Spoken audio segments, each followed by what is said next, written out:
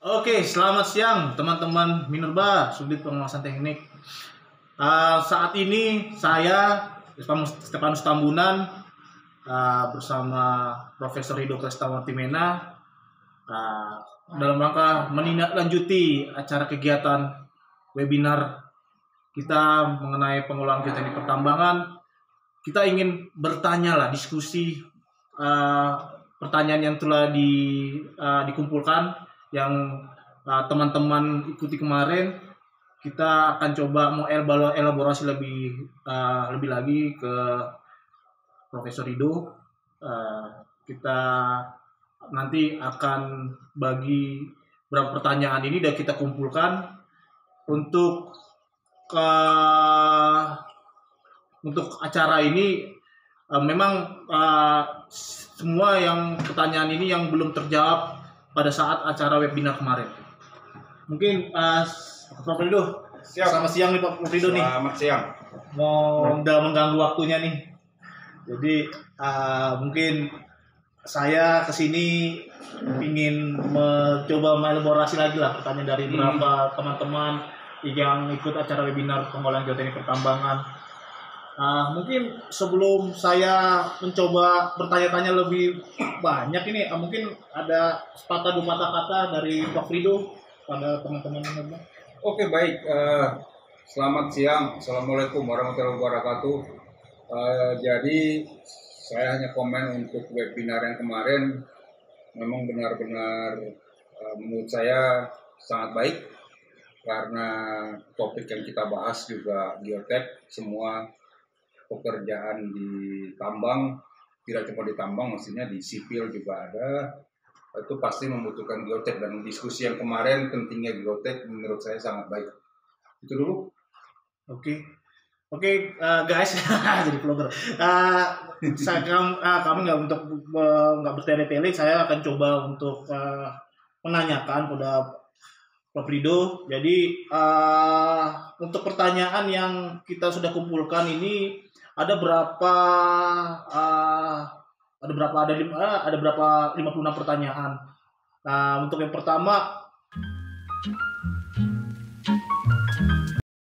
ini dari Pak Prof, ini mungkin terkait ini dari yang penanya dari Muhammad Iqbal, ini dari instansi ITB, ini mahasiswa pasca sarjana. Pertanyaannya beliau ini, apa saja pengujian geoteknik yang mendasar yang sering dilakukan di pertambangan, Pak Prof? Jika misalkan kasus pertambangan batubara untuk isu geotek itu batubara, nikel ataupun mineral. Oke, jadi kalau kita lihat uji apa yang dilakukan, mestinya kan kita hubungkan dengan beban yang akan dialami.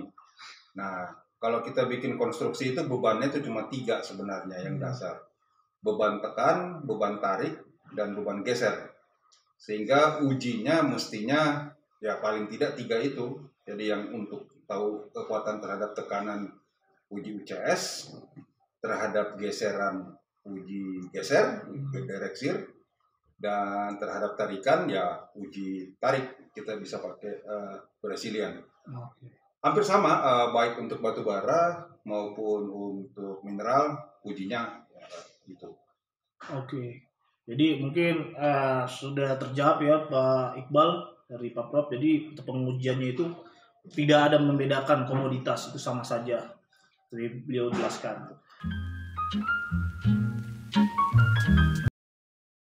Untuk selanjutnya Pak Prof, ini dari ada 2 pertanyaan yang sama, jadi kita gabung aja. Ini dari Pak FX Wisnu Prabawa dari PT Wahana Pratama, ini kebetulan orang geotek di sana, sama Frederico ini dari PT Wasan Pusaka Bangsa. Pertanyaannya mirip.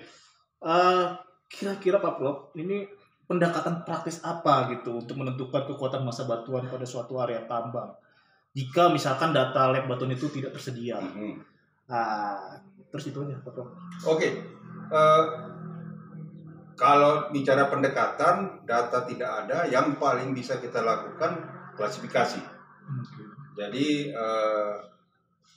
contoh lah, kita pakai RMR misalnya. Jadi kuat tekan, RQD, joint spacing, joint condition, sama air tanah. Kalau nggak punya juga uang, nggak punya juga uji lab untuk UCS ya, bisa pakai Q system, karena Q system semuanya benar-benar pengamatan, mulai dari RQD, joint number, joint set number, berapa jumlah jointnya, joint roughness, kekasarannya, joint alteration, kemudian air, JW, dan terakhir SRF. Jadi bisa kita lakukan klasifikasi, terus ada beberapa namanya kan klasifikasi itu empirik. Kita sudah punya data, kalau kelasnya sekian, biasanya parameternya sekian. Jadi bisa kita pakai klasifikasi.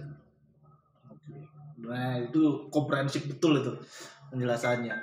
Jadi mungkin sambil minum. Nah, seperti itu penjelasan dari Pak Prof. Mungkin dari Bapak tadi mungkin tergambar, terbayang lah seperti apa dari pertanyaan yang jawaban dari beliau.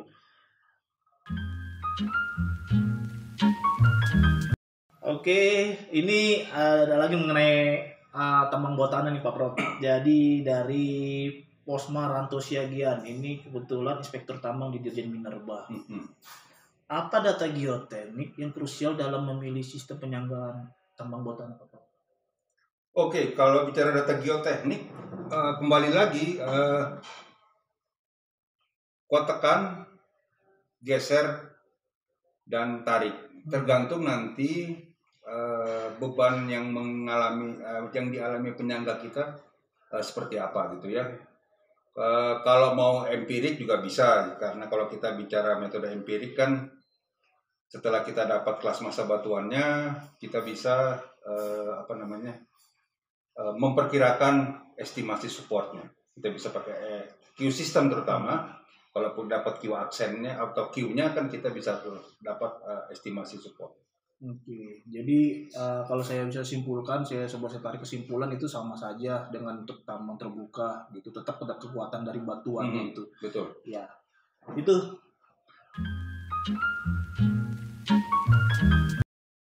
Untuk selanjutnya nih Pak Prof, ini juga dari Minerba juga nih, Pak Cornelius ini bertanya bagaimana cara menganalisa geoteknik pada lahan bekas tambang untuk mengembalikan ke fungsi semula Pak Prof. Nah, kalau itu mungkin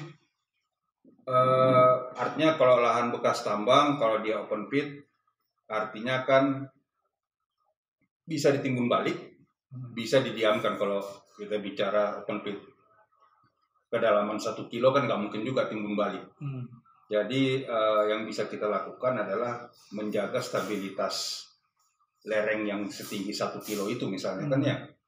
Nah, tentu slope stability berarti kita butuh perhitungan slope stability. Artinya kita butuh data kuat geser, kita butuh terutama kuat geser untuk slope stability.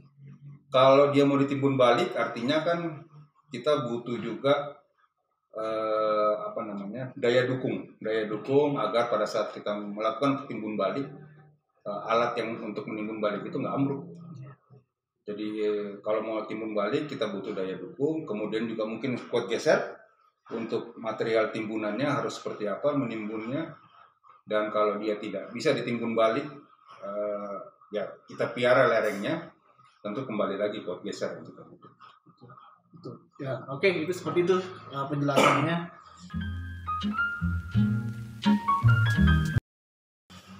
Untuk ini dari teman-teman mahasiswa nih Pak Prof, dari Mbak Siska Indrianti, ini dari kampus Politeknik Sinarmas Broko ya.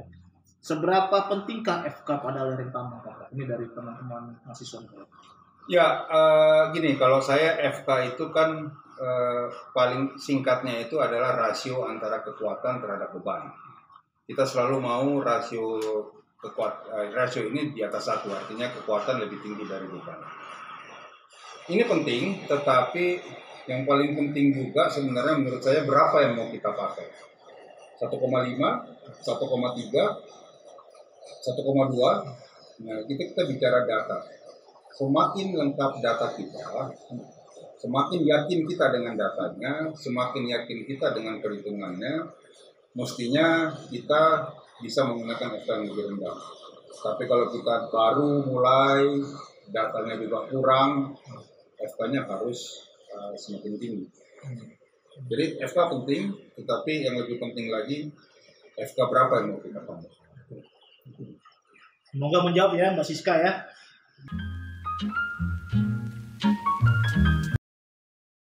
Oke, ini ada lagi dari teman-teman juga nih, dari mahasiswa juga nih, dari sama Mbak Siska tadi, dari Politeknik Sindang Mas Brokol, dari Mas Romi Surya. Mas Romi bertanya nih Pak Prof, bagaimana peran bor geoteknik dalam menjaga kestabilan lereng, Prof? Ini simpel tapi mungkin penjelasannya juga panjang. Peran bor ya? Peran bor geoteknik dalam menjaga kestabilan lereng. Oke, baik. Ini dari awal berarti ya. Ya berarti yang pertama kali kalau mau biar bornya berperan, saya balik aja lah. Kira-kira pertanyaannya seperti itu ya. Biar bornya berperan ya pasti yang pertama lokasi. Lokasi bornya harus di mana. Anda sebagai geotek engineer mungkin tidak bisa bekerja sendiri, banyak geologis. Nah, seperti apa nih penyebarannya? Geologinya sederhana kah? Kalau sederhana mungkin satu lubang per 1 kilo, atau satu lubang per 2 kilo. Tapi kalau geologinya kompleks mungkin satu lubang per 100 meter.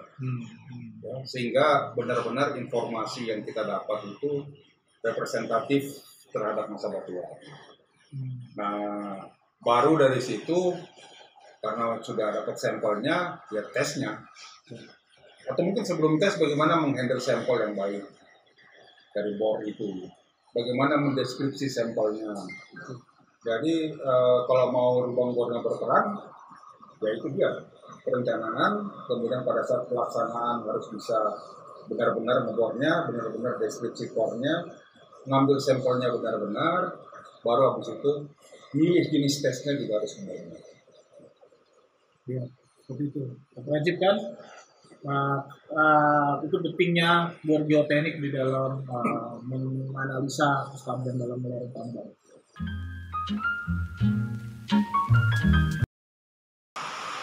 Oke, mungkin saya lanjut lagi ke Prof. Ini ada pertanyaan dari Mas Yulianti, ini dari Polban, Politeknik Negeri Bandung. Apakah pada pertambangan perlu pengujian skala lab untuk mengetahui parameter-parameter yang dibutuhkan? Ya, pasti. Kalau skala uji lab, pasti kita butuhkan terus. Ya, jadi itu pasti ya. Itu Pak Mas Yulianti, jadi memang kita perlu melakukan uji dalam hal ingin mengetahui kekuatan dari masa batuannya.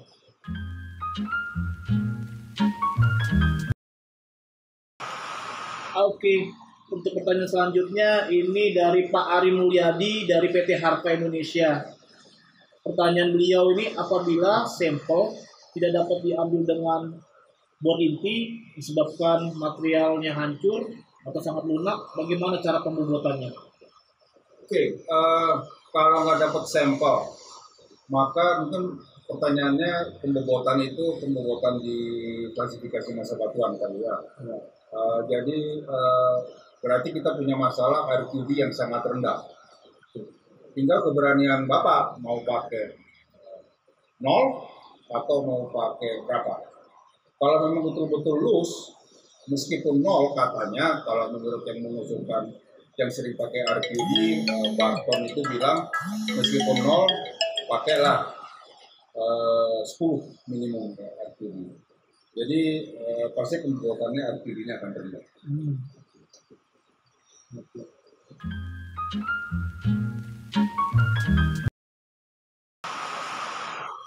Oke, lanjut ya.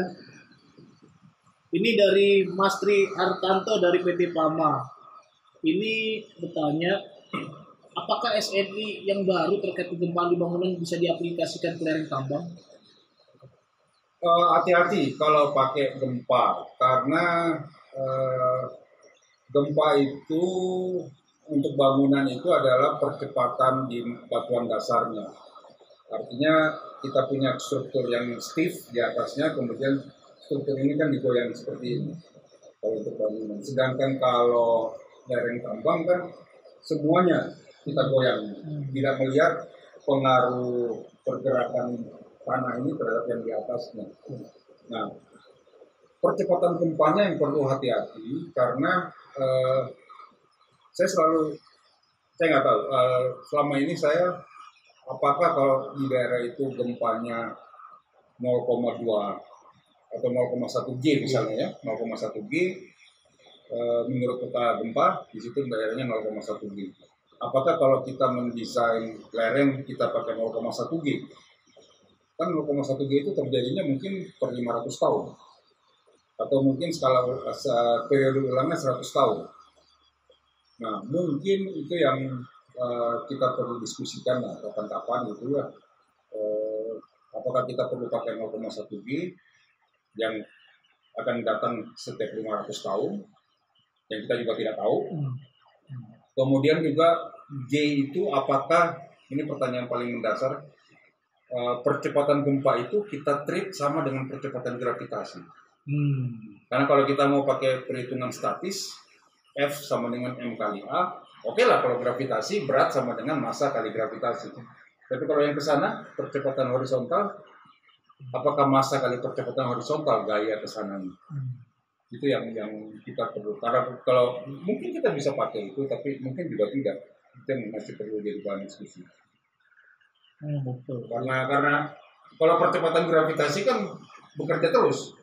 Kalau percepatan gempa atau blasting, 0,2 G tapi dalam berapa? 10 milisekund ulangnya gitu. Ya. Mungkin menjawab ya Pak Tri ya. Jadi memang kita mesti elaborasi lagi mengenai apa yang diatur di SNI. Dan juga teman-teman di Minerba juga selalu juga memang SNI itu memang terus sebagai standar yang kita acu, tapi memang itu sebenarnya kalau kita lihat lagi memang perlu juga lebih didalami lagi apakah ini untuk pertambangan, apakah itu sudah cocok atau sudah layak untuk diterapkan gitu.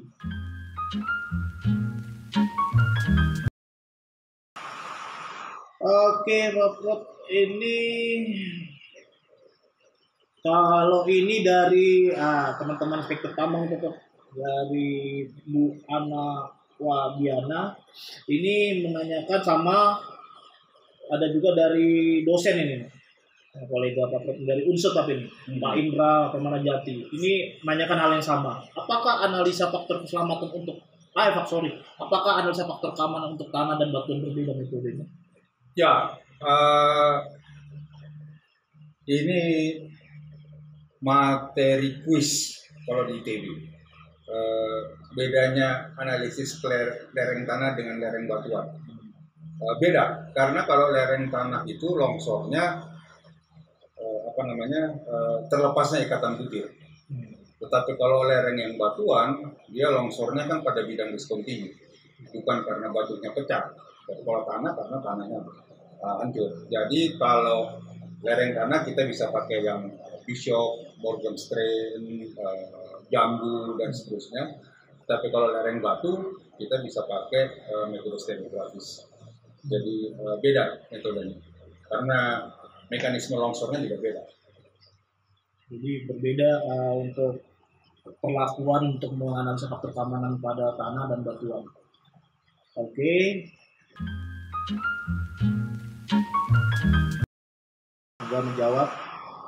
Ini dari PT Pama nih Pak Ahmad Syafiq. Pak Ahmad Syafiq ini bertanya, untuk tabulasi data struktur dan sifat fisik dan mekanik batuan, apakah ada hal khusus mengenai jumlah data dan jenis distribusi data yang dapat dikategorikan confident terhadap analisis kinematik lereng? Ya, kalau bicara data kita kembali lagi bicara statistik. Jadi cukup tidaknya data kan kita lihat dari paling gampang gini lah. Distribusi normal katanya datanya minimum 30. Ya. Mungkin itu kita bisa pegang sebagai pegangan awal. Tetapi kalau untuk memasukkan ke perhitungan itu yang menjadi pertanyaan adalah standar deviasinya. Ya, kalau standar deviasinya besar, kita bahaya juga untuk memilih satu angka untuk kita masukkan ke dalam perhitungan. Kecuali kalau metode perhitungan kita sudah memperhitungkan standar deviasi. Ya. Jadi kalau menurut saya sih sebanyak mungkin data yang kita bisa kumpulkan, sebanyak mungkin mewakili batuan yang ada, semua jenis batuan yang ada, gitu. Ya, saya 30 per batuan, mungkin pegangan awalnya itu aja. Kalau mau praktikal. Oke. Yang menjawab pertanyaan tadi. Ini kita ada 3 pertanyaan. Ini ada 3 penanya. Ini pertanyaannya sama nih Pak. Ini dari teman-teman inspektur tambang ini. Ini ada Mbak Pratini, Pak Ahmad, sama Pak Dodi. Bagaimana geoteknik untuk spesifik mineral seperti timah dan batuan? Seperti tadi sudah dijawab juga tadi ya. Tadi di pertanyaan sebelumnya ya. Mungkin untuk pertanyaan keduanya. Dan bagaimana perhitungan geoteknik untuk tambang sempat aluvial di mana lapisannya sudah tidak original? Oke. Aluvial, kalau saya mengusulkan perhitungan praktis, kita anggap kita perlakukan sama dengan pasir. Ya, artinya koeksinya sangat kecil, tetapi sudut gesek dalamnya sekitar 30-40. Sebenarnya bisa kita tes, kita bocorkan materialnya begini, yang terbentuk angle of repose-nya itu, nah kira-kira sudut gesek dalamnya sekitar itu. Koeksinya mau. Untuk praktikal teman-teman di lapangan. Jadi seperti itu. Pertanyaan jawabannya.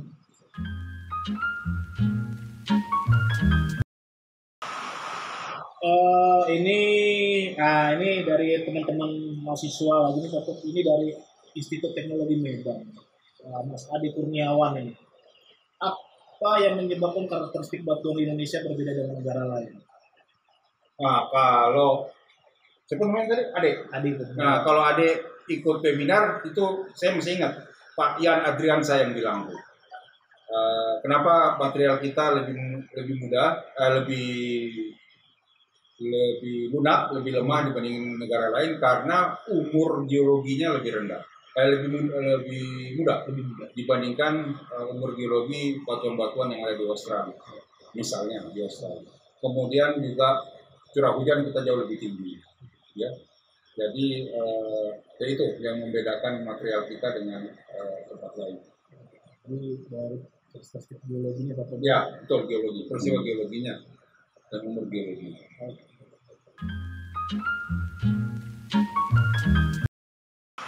Nah, ini dua penanya untuk pertanyaan sama ini dari Mas Indra Jaya dari PT Bukit Makmur Buma, sama Mas Sodik dari Dirjen Minerba. Ini menanyakan cara mengetahui kadar air di dalam tanah di tambang terbuka sama dengan tambang bawah tanah, dan berapa nilai pengaruh air minimal yang dapat menyebabkan longsor. Oke, kalau penentuan kadar air sama. Mau tambang terbuka, tambang bawah tanah, penentuan kadar airnya sama ya.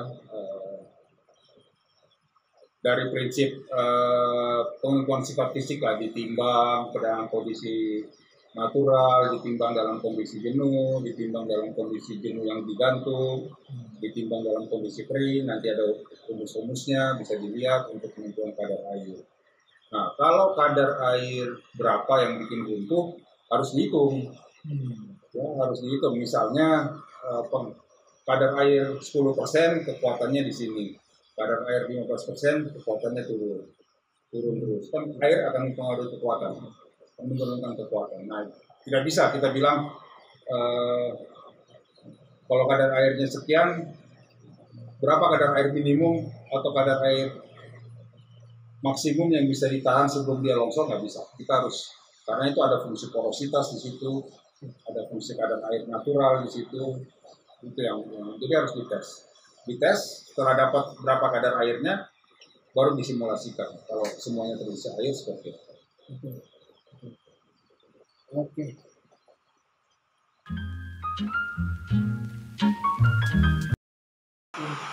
Untuk selanjutnya ini dari teman-teman mahasiswa dari Universitas Hasanuddin Unhas, Mas Mulyawan.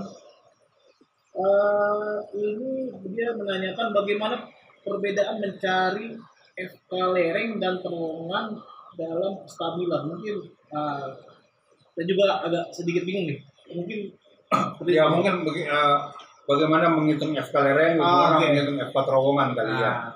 Nah, Nah kalau FK lereng kan prinsipnya adalah sebenarnya semua FK itu adalah rasio antara kekuatan terhadap beban.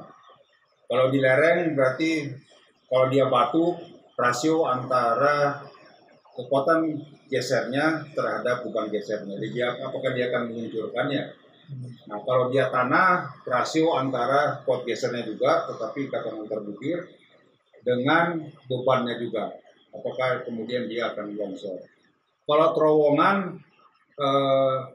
kalau kita bicara di sekitar terowongan itu bebannya uniaksial. Artinya kita bandingkan beban yang bekerja di sekitar terowongan itu dengan kotakan uniaksialnya. Kalau batuannya fresh, kita bisa bandingkan dengan UCS. Kalau batuannya fracture, kita harus bandingkan dengan UCS dari masa batuannya, bukan dari UCS sampel. Karena bebannya di sekitar terowongan itu UCS, bukan UCS, uniaksial. Tapi kalau lereng, bebannya bukan geser. Oke, semoga bisa menjawab dari pertanyaan dari penjelasan dari Pak Prof. Tadi penjelasan dari Pak Prof.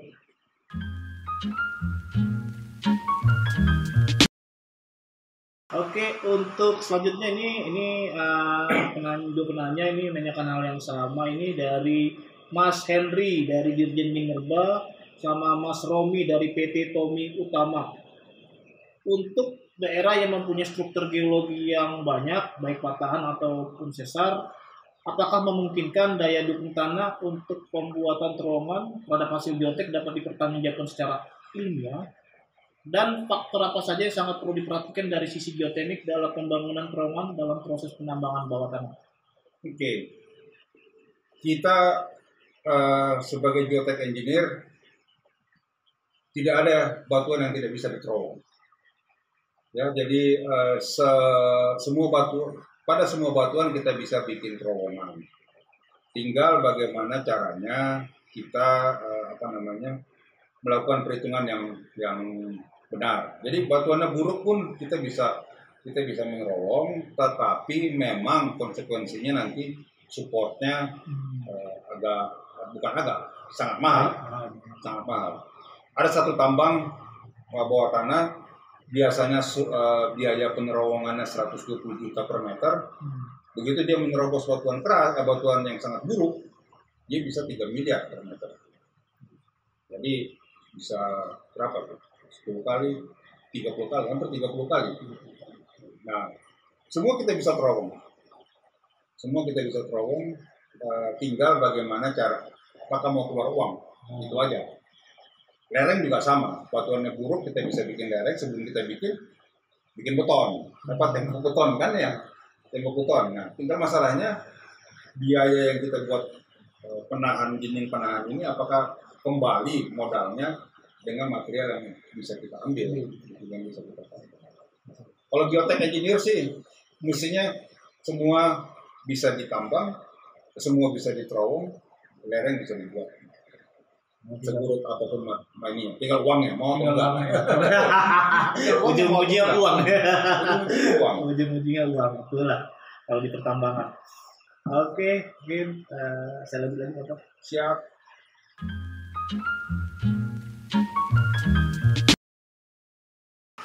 Ini dari teman-teman mahasiswa nih dari Teknik Pertambangan Universitas Bangka Belitung.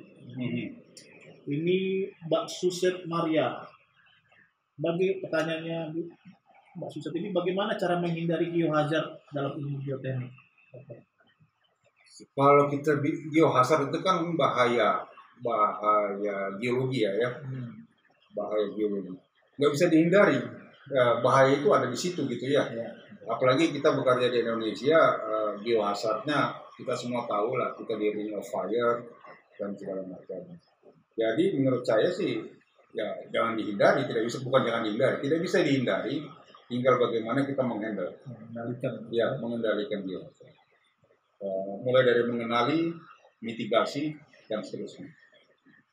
Oke, seperti itu. Mbak Richard, dari apa?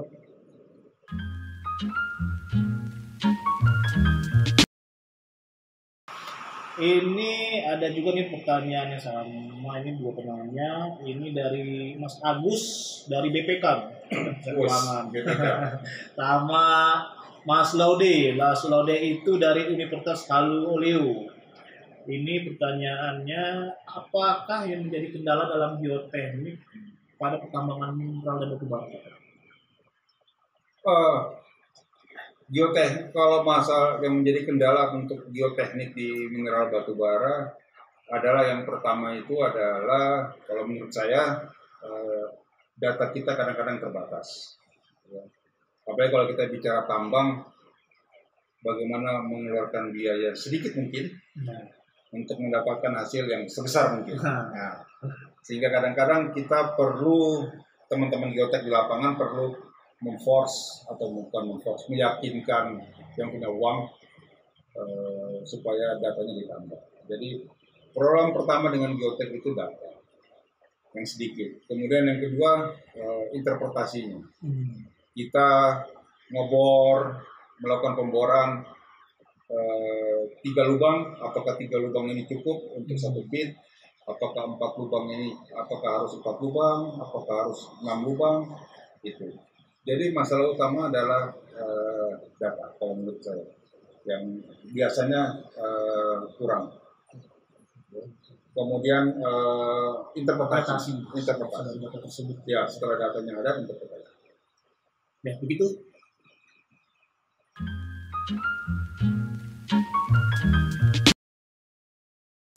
Oke, untuk pertanyaan selanjutnya ini dari kawan-kawan mahasiswa, ini Mbak Putri Anastasia, ini dari Universitas 19 November Kolaka.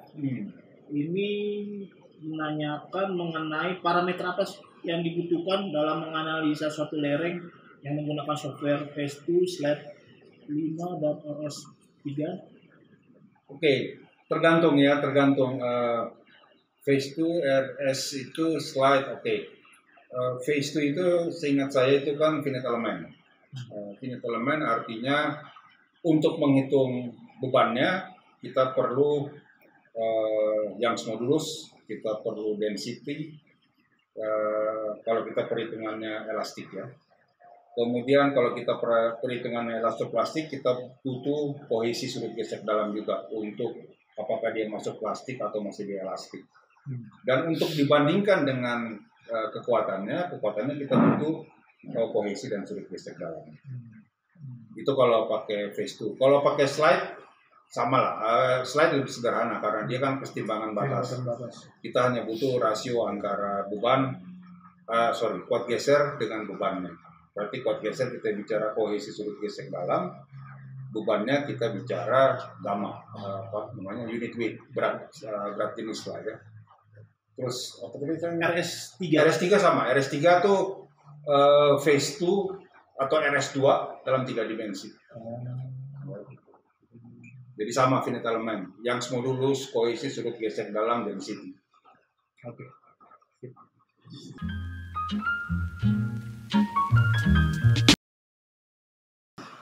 Oke, ini dari Mas Andreas dari PT Karya Bumi Baratama atau KBB. Ya. Ini menanyakan mengenai struktur geologi kompleks, bagaimana metode yang harus dipakai Pak? Kalau struktur geologi kompleks, kalau kita bisa punya pemetaan untuk lereng atau nggak bilang? Dia nggak bilang. Oke, untuk kalau kita bisa melakukan pemetaan detail, ya kita bisa pakai analisis kestabilan yang berdasarkan blok lah ya, kesetimbangan batas juga ada selama kita tahu bloknya. Kalau sangat-sangat jointed, sangat-sangat rapat joinnya, ya sudah lakukan saja sebagai soil-like material. karena joinnya sudah sangat rapat, sudah bukan batu lagi, namanya batu tapi sangat banyak join, kita anggap aja soil like material, perlakukan saja sebagai soil like material. Jadi itu jawaban dari Pak Prof.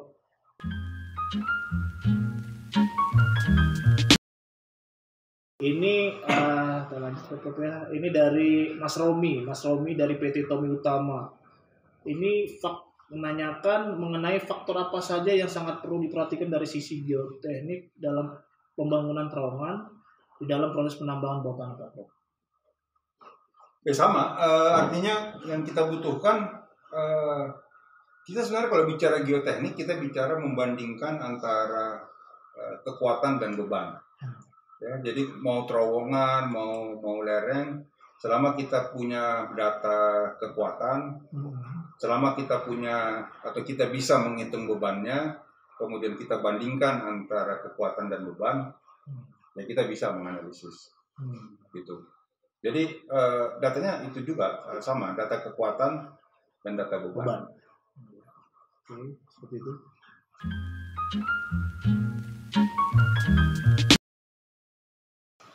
Ini lanjut Pak Prof ya. Ini dari Pak Raden ini kebetulan dosen ya Kaprodi Teknik Geologi dari Teknik Geologi Unpad. Kaprodi Teknik Geologi mengenai penentuan risk setiap perusahaan tambang apakah sama Pak Prof? Oh, mestinya enggak ya. Mestinya site spesifik. Step lebih apa lah itu kalau risk perusahaan tambang mestinya site spesifik karena kalau kita bicara risk itu kan kita bicara dua ya, probabilitas dia muncul sama konsekuensi kalau dia muncul. Ya, nah konsekuensinya kan pasti beda-beda. Probabilitasnya juga tergantung datanya. Jadi untuk masing-masing perusahaan tambang mestinya risk analisisnya beda-beda. Site spesifik. Oke.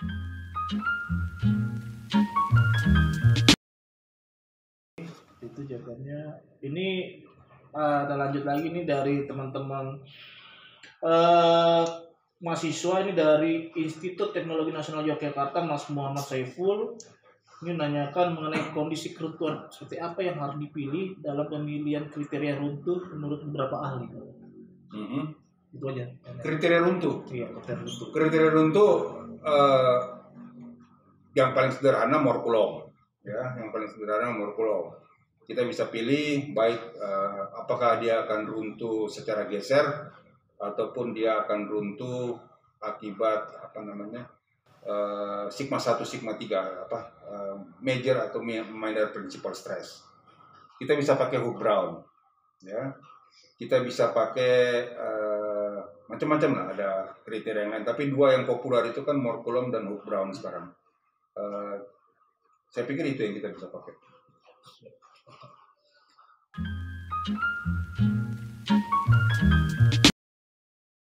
Ini dari teman-teman mahasiswa juga dari UPN ini dari Mas Ahmad Azal. Ini menanyakan mengenai bagaimana peran mahasiswa dalam perkembangan geoteknik pada pertambangan mineral dan batu bara dalam era industri 4.0. Wah.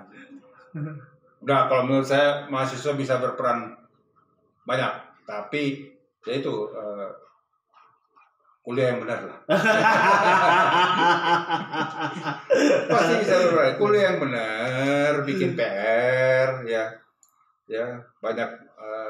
banyak ngobrol karena tidak semua tidak bisa katakan berapa sih kuliah geoteknik itu 2 SKS untuk tambang terbuka, 2 SKS untuk tambang bawah tanah, tidak bisa mengcover semuanya. Jadi selama jadi mahasiswa selain dari ruang kuliah banyak ngobrol-ngobrol juga lah sama para praktisi. Kuliah umum salah satunya adalah menurut saya yang salah satu sumber mendapatkan bahan kuliah dari orang yang langsung berpengalaman. Oke, itu yang kita lakukan juga di ITB kan ya? Ya. Kuliah umum.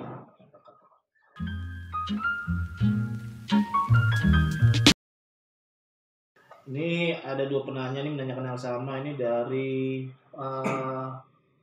Bang Paulus Pranyemain ini dari PT Indra Karya sama Mas Tommy Mantiri Teknik Tambang Unhas. Ini nanyakan bagaimana mengatasi rakbus di tambang bawah tanah dan terus tindakan apa yang bisa dilakukan untuk mencegah terjadinya rakbus pada terowongan akibat tegangan yang terlalu besar. Ya itu tadi rockburst itu akibat batuannya kuat, tegangannya besar. Artinya apa? Artinya kalau tidak dilakukan apa-apa pasti terjadi, ya pasti terjadi. Nah, yang paling bisa kita lakukan adalah menurunkan stresnya. Menurunkan stresnya, kalau merubah desain mungkin mahal. Ya. Jadi ada salah satu alternatifnya adalah batuannya yang diakalin. Jadi batuannya kita bikin fracture pakai hydraulic fracturing sehingga kekuatannya agak menjadi lebih lemah, stress concentration-nya baru kita fracture kan ada stress release sehingga konsentrasi stresnya juga di lubang tidak terlalu tinggi. Nah, jadi hydraulic fracturing salah satu untuk membuat dia seismisitasnya juga turun. Dan itu sudah dilakukan di Freeport juga hydraulic fracturing. Seperti itu.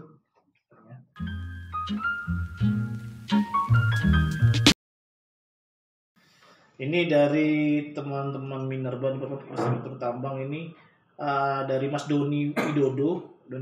Mas Doni Widodo menanyakan bagaimana caranya merubah mindset. Dia merubah mindset perusahaan batu bara khususnya yang menengah ke bawah terhadap arti penting analisa dan pelaksanaan geoteknik terhadap nilai ekonomis dari perusahaan tersebut. Yang mana selama ini perusahaan hanya fokus mengejar batu baranya saja. Ya betul, ya ini susahnya geotek itu kan di situ, ya nggak usah di perusahaan kecil, di perusahaan besar juga kadang-kadang saya jalan sama teman-teman geotek gitu ya, kalau masuk pit orang langsung mau ngapain lagi nih geotek masuk pit, ada rekomendasi apa lagi nih, nyusahin kita lagi nih, kira-kira gitu. Nah kalau perusahaan kecil menurut saya ya siapa yang bisa menjamin tidak akan longsor perusahaan kecil. Jadi menurut saya jangan bicara skala perusahaan kemudian bilang kecil nggak perlu geotek, karena mulai butuh, besar sangat butuh, enggak lah. Geotek sebaiknya ada mulai dari perusahaan, apapun skala perusahaannya. Karena longsoran, lereng, runtuhnya terowongan itu tidak mengenal skala perusahaan. Artinya dari skala produksi atau skala uang ya. Longsoran bisa terjadi di perusahaan kecil, bisa terjadi di perusahaan besar. Runtuhan terowongan juga sama. Jadi geotek mau di perusahaan apapun skalanya menurut saya harus ada. Sip.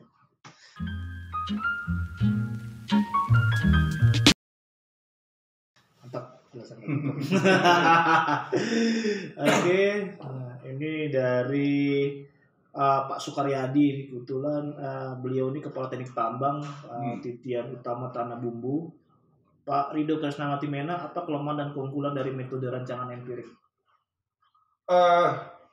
Keuntungan, saya bicara keuntungan dulu. Saya orang yang suka empirik soalnya. Keuntungan itu cepat, karena kita langsung menggunakan metode empirik itu kan berdasarkan berdasarkan pengalaman dari proyek-proyek sejenis sebelumnya. Kita yang lahir belakangan tinggal pakai. Kemudian cepat, gampang selama kita bisa mengumpulkan datanya. Kelemahannya kita harus tahu database-nya seperti apa nih empirik. Contoh RMR atau RMR. RMR itu dari mayoritas proyek sipil. Q juga sama, mayoritas proyek sipil. Jadi kalau kita mau pakai di tambang bawah tanah harus ada adjustment. Tapi ngumpulin datanya cepat, tinggal bagaimana kita mengadjust untuk tambang. Harus di-adjust kalau untuk tambang. Seperti itu.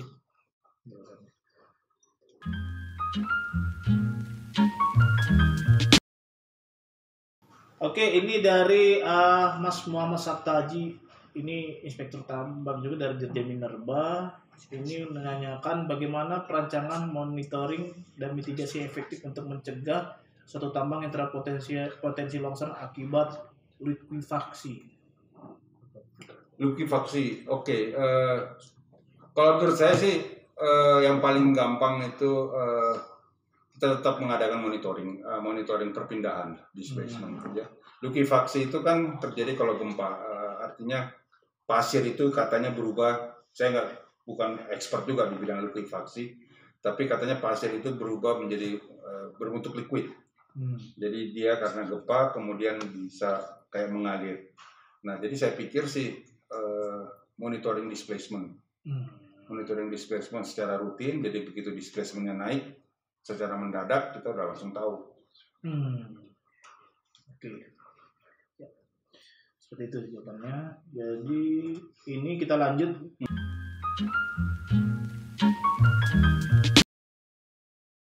Ini dari Mas Ahmad Fabreja, ini dari mahasiswa Institut Sains dan Teknologi Aprin Jogja. Ini menanyakan mengenai treatment seperti apa apabila nilai RQD tidak memenuhi standar untuk memperkirakan penyangga terowongan yang tepat. Treatmentnya seperti apa bila RQD itu tidak memenuhi standar, gitu. Oh, kalau RQD-nya rendah kali ya. Kalau RQD-nya rendah, mau bikin terowongan ya kembali lagi kita treat di penyanggaan.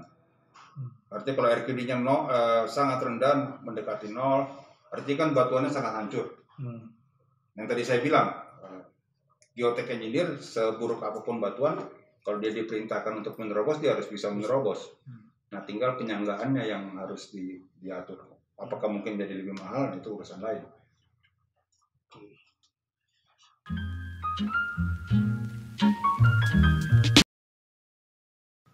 Oke, untuk yang pertanyaan selanjutnya itu dari Mas Dasyanto. Ini dari Sekretariat Jenderal DEN.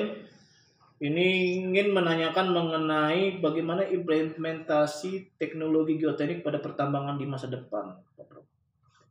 Implementasi teknologi geoteknik pada pertambangan masa depan. Kalau pertambangan masa depan, kebetulan saya sih underground ya. Kalau saya melihat tambang akan semakin dalam, ya. Tambang akan semakin dalam. Kemudian artinya apa? Artinya biaya yang kita butuhkan untuk nambang akan semakin tinggi. Dan kemudian yang berikutnya lagi adalah mungkin penyangga yang kita butuhkan juga akan semakin mahal. Artinya termasuk biaya. Jadi kita butuh ilmu geotek yang benar-benar bisa mengkuantifikasi bagaimana kondisi stres di kedalaman yang besar. Jadi perkembangannya ke situ kalau menurut saya. Tambang akan semakin dalam. Sip. Oke.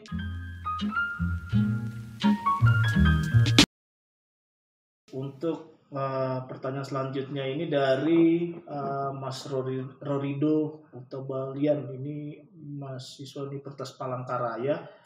Ini pertanyaannya sedikit, dia juga punya pengalaman di katanya, maaf Pak Rido sedikit menyimpang dan buat saya penasaran, berhubung juga saya pernah melakukan penelitian di PTFI dengan membahas metode penambangan block caving juga. Dalam paparan Bapak mengatakan bahwa bahwasanya dulu yang menggunakan metode block caving adalah batuan yang lemah atau RQD rendah, dan sekarang dapat digunakan pada batuan yang kuat RQD tinggi. Dalam hal ini apa yang dijadikan pertimbangan sehingga terjadi perubahan demikian, Pak? Ya karena orang sekarang melihat block caving itu kan metode penambangan paling murah. Ya, metode penambangan bawah tanah paling murah kalau pelaksanaannya tepat. Kenapa orang sekarang juga mulai menambang atau menggunakan block caving di batuan yang kuat? Karena kita memanfaatkan memanfaatkan joinnya. Ya. Jadi tidak hanya kekuatan intake rocknya yang mempengaruhi, kondisi joinnya juga mempengaruhi. Karena kalau kita bicara kemampuan ambrukan, apakah dia akan ambruk atau tidak, itu yang juga mempengaruhi adalah RQD. Ya, RQD, kemudian jumlah join, sifat joinnya dan segala macam. UCS hampir tidak berpengaruh di situ. Jadi orang sekarang mulai menggunakan block caving untuk batuan yang kuat juga. Dulu kan di catatan kuliah batuan bijinya harus lemah, ini. Sekarang 100 megapascal UCS orang bisa nambang blok heavy. Seperti itu yang dari Pemprov.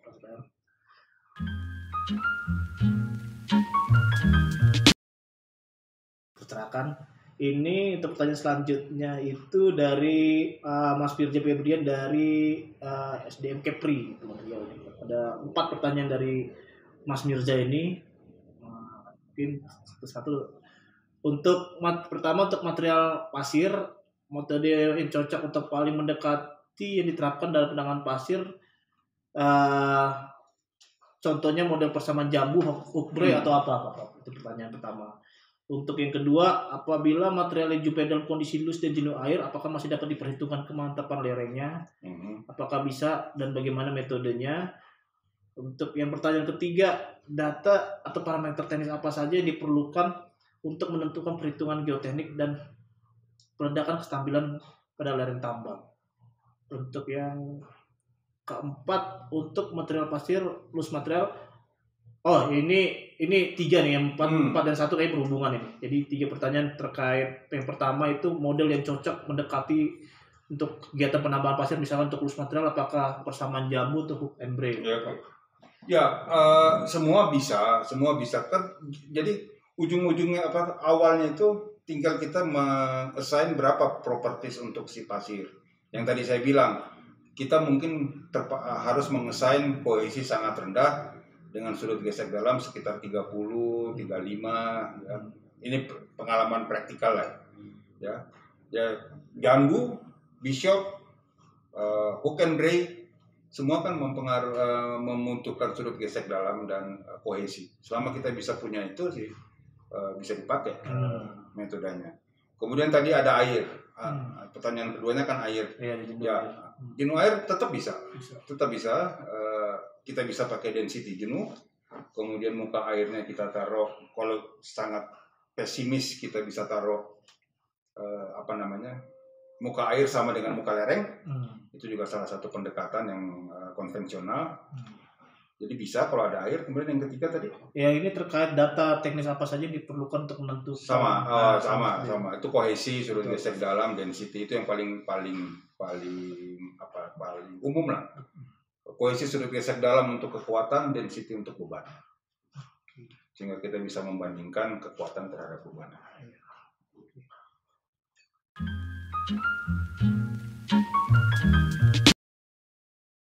Mungkin selanjutnya Prof, ini dari teman-teman Aneka Tambang, Mas Radian, ini menanyakan mengenai bagaimana menerapkan geoteknik dengan tetap mengedepankan safety by cost yang efisien pada tambang bawah tanah dengan klasifikasi batuan itu kelas 4 dan 5 yang tentunya memerlukan penyanggaan ekstra. Ya, kalau 4 dan 5 itu kan pasti penyangganya tadi si Mas Rian juga udah ngomong, Radian juga udah ngomong, penyangganya pasti mahal lah, ya. Jadi kembali lagi efisiensi ataupun apapun namanya efektivitas, efisiensi, penghematan biaya itu kan membutuhkan kreativitas ya, penyangga mahal, oke. Tetapi apakah dengan mahal itu kita bisa dapat emas yang banyak? Ya, kalau untung-untungan uangnya nggak masuk, nggak usah nambang.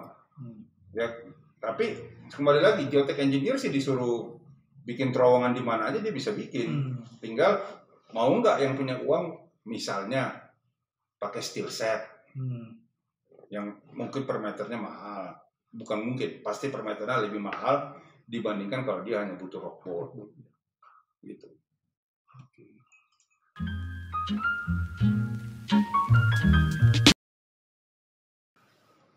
Ya, untuk pertanyaan selanjutnya ini dari teman-teman PT Cibaliung Sumber Daya, Mas Abdul Rashid.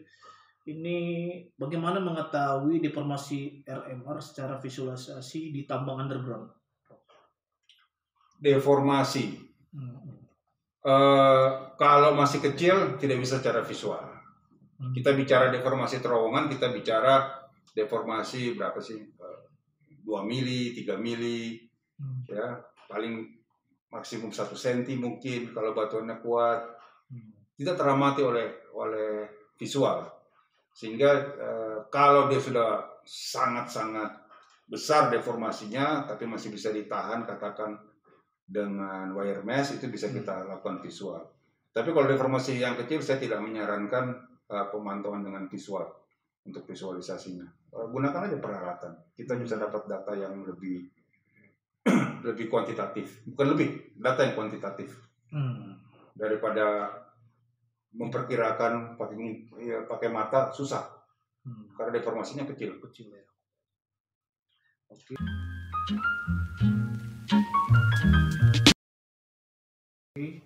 Ini untuk pertanyaan selanjutnya ini dari Mbak Putri. Mbak Putri ini dari Universitas 19 November Kolaka. Dari semua metode perancangan yang telah dipaparkan tadi, yang mana yang paling efektif dan cocok diterapkan pada penambangan di Indonesia, serta apa kelemahan dari masing-masing metode tersebut, Pak Prof? Sebenarnya nggak ada ya. Kan kalau saya nggak salah saya bicara waktu webinar kita, pertama metode analitik. Ya. Kalau bentuknya sederhana kita bisa pakai. Kalau bentuknya sudah tidak sederhana kita pakai analitik yang artinya kalau sederhana kita pasti masih bisa hitung tangan lah pakai analitik. Kalau sudah tidak sederhana tetap analitik tapi sudah bantuan komputer. Empirik dari pengalaman, dari klasifikasi RMR dan Q. Kemudian saya bicara observasi karena kita bicara desain tidak belum jadi selama desain itu belum selesai dibuat. Jadi kita perlu observasi. Semuanya kalau menurut saya semuanya dipakai. Semuanya dipakai. Empirik pada tahap awal, kemudian analitik juga bisa pada tahap awal, kemudian pada saat lubang sudah dibuat, kita punya data, kita bisa menerapkan metode observasi. Kemudian dari metode observasi ini juga bisa kita pakai untuk mengkoreksi metode empirik. Metode analitiknya bisa kita koreksi, ataupun empiriknya juga bisa kita koreksi. Oh ternyata RMR-nya nggak sekian setelah dibuat. Berarti kan kita mengkoreksi yang sudah kita lakukan. Jadi saran saya semuanya dipakai. Semuanya dipakai. Oke.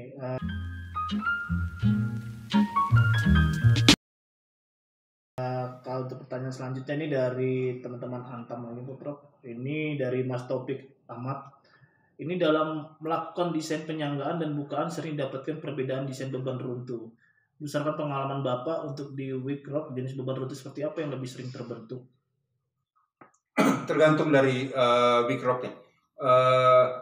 Yang paling gampang itu kalau kita pakai rumus empirik, beban runtuh seburuk-buruknya batuan itu beban runtuhnya akan sama dengan lebar terowongan.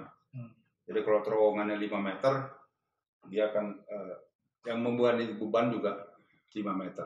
Tapi kalau batuannya sangat buruk juga, menurut yang paling awal itu Tersagi, itu bisa sampai 250 feet, 80 meteran lah di atas terowongan itu yang akan membebani penyangga kita. Kalau menurut saya sih, kalau kita bisa menghitung, kita hitung saja, kita hitung berapa stresnya, stres di sini berapa, bandingkan dengan kekuatan, stres di sini berapa, bandingkan dengan kekuatan, dan seterusnya. Sehingga kita bisa tahu di failure-nya itu ada di daerah mana. Jadi kita bandingkan strength terhadap stres di sekitar lubang, jangan cuma pas batas galiannya aja, tapi kita extend ke kiri kanan sama ke atas. Jadi kita bisa tahu daerah fail-nya di mana.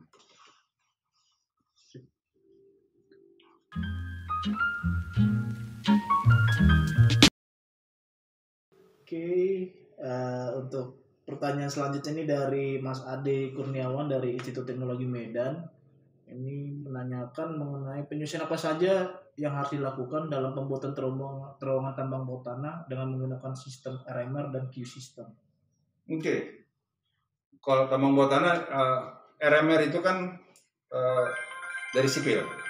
Kalau kita mau pakai di tambang bawah tanah, maka kita harus adjust macam-macam. Ya. Untuk block caving ada adjustmentnya. Kemudian juga terutama untuk block caving itu bukan terutama. Untuk tambang bawah tanah itu si Lobster mengusulkan modifikasi RMR, Mining Rock Mass Rating, Mister. Itu berdasarkan pengalaman dia mendesain block caving. Nah, itu bisa kita macam-macam adjustmentnya, mulai dari join, mulai dari rasio stres terhadap kekuatan dan seterusnya. Ya, jadi bisa kita pakai itu untuk mendesain tambang bawah tanah. Q system juga sama. Q system bisa juga kita pakai untuk mendesain tambang bawah tanah dengan beberapa adjustment. Ya, ada adjustmentnya berdasarkan stres juga sama. Kalau kita bicara Matthew kan A-nya itu, faktor A-nya itu rasio antara stres terhadap kekuatan, kemudian bentuk joinnya seperti apa. Rata-rata sih harus dikoreksi terhadap kondisi join, dan kalau kita bicara block caving, kondisi stres dan kondisi material amprukannya. Banyak literaturnya kok. Oke, terima kasih Pak Prof.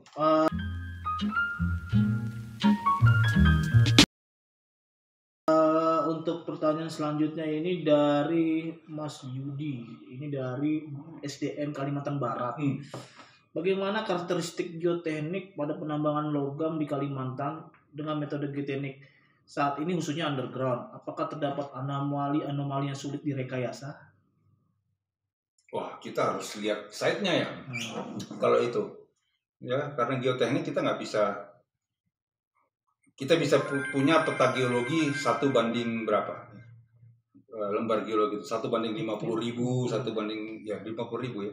Kalau geotek nggak bisa, kita harus nggak bisa kita bilang di Kalimantan akan seperti ini, di Sumatera akan seperti ini, nggak bisa. Kita harus punya penyelidikan detail.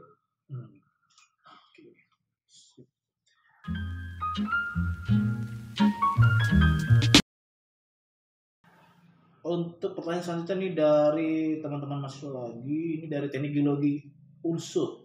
Ini dari Mas Indra Permana Jati. Untuk batuan lapuk seperti tanah, perhitungan rock mass-nya paling sesuai apa ya Pak ya? Kalau rock mass semua bisa. RMR bisa, kan RMR range-nya dari 0 sampai 100, 0 paling buruk, 100 paling bagus.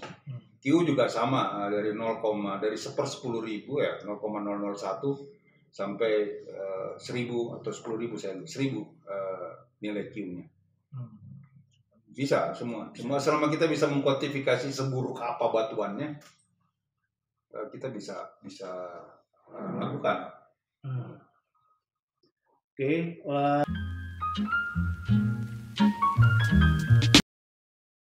Ini nanya berikut ini dari Mas Hairul Fikri, ini dari IST Aprim Jogja nih. Mas, ini ada 3 pertanyaan. Untuk yang pertama, dengan kondisi negara kita Indonesia yang cuacanya cepat berubah dan sangat mudah lapuk, ini bagi materi batu satu untuk melapuk. Terus bagaimana cara kedua, pertanyaan selanjutnya, bagaimana cara geologis atau ahli geotek dalam menentukan rancangan yang paling efektif dalam perencanaan pertambangan? Untuk ketiga, bagaimana cara menentukan rancangan tambang yang paling efektif dengan kondisi material batuan di Indonesia yang lapuk? Ya, gini, jadi jangan dibedakan kondisi bagaimana merancang di batuan keras, bagaimana merancang di batuan sedang, batuan lapuk. Rancangannya sama, metodenya sama, metode perancangannya sama. Cuman memang hasil dari rancangannya yang akan berbeda kan ya. Kalau kita merancang di batuan keras, kita merancang di batuan yang sedang, kita merancang di batuan yang lapuk, hitung-hitungannya sama, parameternya beda, rumus-rumusnya sama, parameternya beda, sehingga rancangannya akan berbeda, hasil rancangannya akan berbeda, tetapi metodenya sama.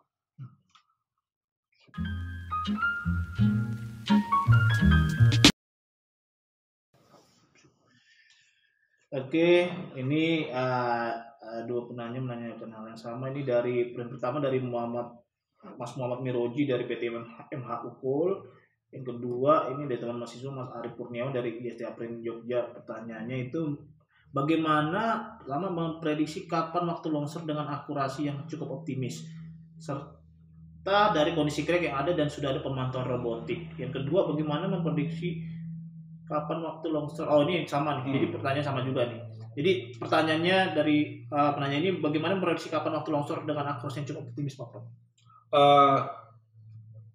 Oke, kalau waktu longsor, kapan dia mau longsor, harus dari pemantauan. Yang paling pendekatannya gini, yang bisa kita pakai itu salah satunya, bukan the only one, tapi one of the method, itu inverse velocity. Artinya kalau velocity-nya, kita punya data pemantauan, kita plot aja menurut waktu. Kemudian kalau ini skalanya logaritmik, biasanya dia akan garis lurus. Jadi kalau misalnya ini X, ini Y, datanya di sini. Ini inverse velocity, jadi 1 per velocity. Artinya kalau velocity-nya makin cepat, dia mendekati 0 kan ya, makin besar. Nah, data kita di sini ini bisa kita regresi ke sini sampai motong sumbu waktu ini. Nah, inilah waktu longsornya. Nah, cuman apakah pemantauannya sudah dilakukan terus-menerus? Nah, itu yang kita harus punya juga, karena kita butuh keberanian untuk meregresi ini sampai ke sini. Syukur-syukur kalau dia inverse velocity-nya naik, berarti inverse-nya turun, tapi kemudian berhenti. Artinya kan nggak longsor. Kalau kita punya grafik begini nggak longsor. Tapi kalau kita punya grafik masih lurus terus, itu akan longsor. Nah ini waktu longsor itu yang memotong di sumbu X. Tapi itu masih banyak diskusi lah mengenai keakuratan. Tapi salah satunya itu. Dan itu Pak Yan Adriansa waktu di Newman pernah berhasil memprediksi waktu longsor.